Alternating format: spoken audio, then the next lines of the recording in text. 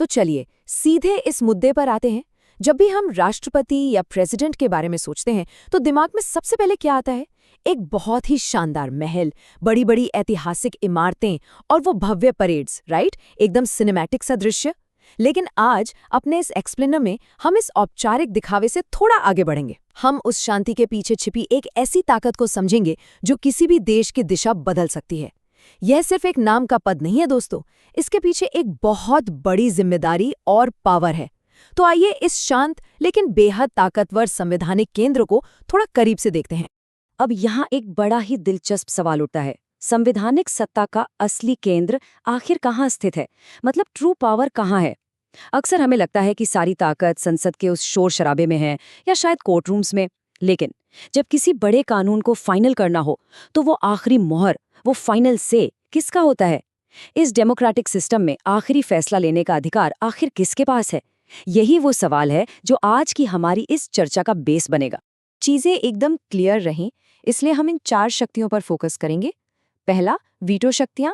दूसरा, अध्यादेश जारी करने की शक्ति। तीसरा, क्षमादान की शक्ति। और चौथा, राष्ट्रपति की व्यापक संवैधानिक शक्तियां। तो शुरुआत करते हैं पहली शक्ति से, वीटो शक्तियां, यानी एक तरह का विधायी ठहराव। अब जरा इमेजिन कीजिए, संसद में खूब बहस हो रही है, शोर शराबा है, और वहां से निकलकर एक बेहद इंपॉर्टेंट बिल जो पूरे देश को प्रभावित कर सकता है, एक शांत कमरे में एक बड़ी सी डेस्क पर फाइनल अप्रूवल के लिए आता है। यहीं पर वीटो पावर पिक्चर में आती है। ये किसी भी विधेयक या बिल पर अपनी सहमति रोकने का संवैधानिक अधिकार है। इसे आप हमारी डेमोक्रेसी का एक बहुत ही जरूरी पॉज बटन समझ सकते हैं। अगर कोई कानून बहुत जल्दबाजी में बन गया हो या उस पर और विचार की जरूरत हो, तो ये पावर इंश्योर करती है कि उस पर दोबारा सोचा जाए। ये कोई डिक्टेटरशिप नहीं है, ये असल में एक चेक इन बैलेंस का तरीका है जो जल्दबाजी में उठाए गए कदमों को रोकने के लिए एक ढाल का काम करता है। आगे बढ़ते हैं हमारे दूसरे पॉइंट पर, अध्यादेश शक्तियां, जो कि एक इमरजेंसी टूल की तरह है। अभी हमने एक पॉज बटन की बात की ना, लेकिन तब क्या हो जब देश को तुरंत किसी कानून की जरूरत हो? सोचिए, देश के सामने कोई इमरजेंसी आ खड़ी हुई है और संसद का सत्र नहीं चल रहा है। अब ऐसे संकट कैलेंडर्स का इंतजार तो करते नहीं है। ऐसी सिचुएशन में एक और रास्ता निकलता है।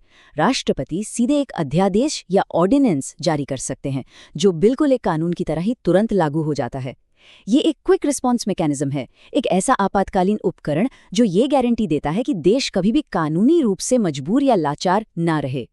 अब आते हैं तीसरी और बहुत ही गंभीर शक्ति पर, क्षमादान शक्ति, यानी न्याय और सर्वोच्च दया। ये पावर अर्जेंट कानून बनाने से थोड़ी अलग है। यहाँ बात न्याय की सबसे भारी जिम्मेदारी की आती है।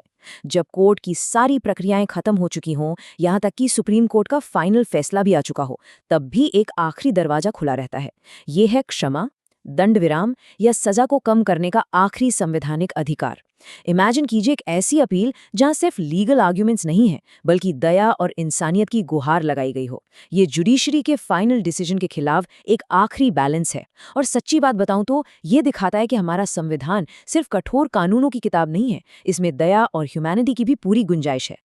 और अब आखिरी पॉइंट, संवैधानिक शक्तियां और इस पद के व्यापक विशेषाधिकार। अगर हम देश के इस पूरे सिस्टम को थोड़ा ऊपर से देखें, एक बर्ड्स आई व्यू लें, तो ये ब्रॉडर पावर्स सामने आती हैं। और ये पावर्स सच में इस ऑफिस के असली वजन को दिखाती हैं। जैसे कार्यकारी अधिकार, सरकार के सारे बड़े फैसले राष्ट्रपति के नाम से ही लिए जाते हैं। फिर आता है राजनयिक प्रतिनिधित्व, इंटरनेशनल लेवल पर देश को रिप्रेजेंट करना। और हाँ, सैन्य कमान, हमारे आर्म्ड फोर्सेस का सुप्रीम कमांडर होना।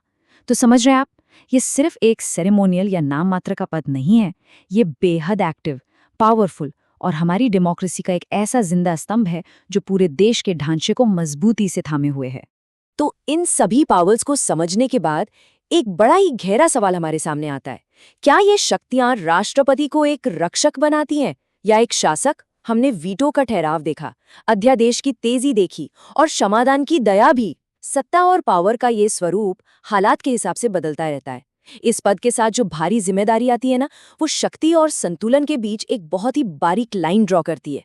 यही हमारी डेमोक्रेसी की सच्ची गहराई है, जिस पर आराम से बैठ के सोचना तो बनता है। खैर, आज के इस एक्सप्लेनर को हम यहीं खत्म करते हैं। इस चर्चा में मेरे साथ जुड़ने के लिए बहुत बहुत शुक्रिया।